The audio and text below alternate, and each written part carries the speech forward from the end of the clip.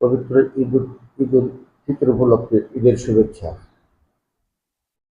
আমি Mohammad Shamsur Rahman, chairman panel ১, ৪ নম্বর খালতাবাদ union পরিষদ, নন্দীগ্রাম, বগুড়া। আমি আমার পক্ষ থেকে পবিত্র ঈদুল ফিতরের সর্বস্তরের ঈদুল ফিতর উপলক্ষে সর্বস্তরের জনগণকে এবং দেশ ও দেশের বাহিরে জনগণকে জানাই ঈদুল ফিতরের অগ্রিম শুভেচ্ছা।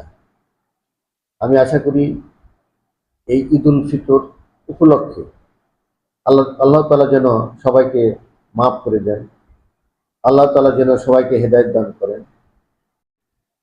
এবং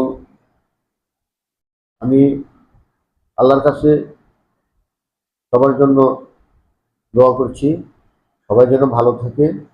আমি আবারও পবিত্র ঈদুল ফিতরের জন্য শুভেচ্ছা জানাচ্ছি। ঈদ মোবারক।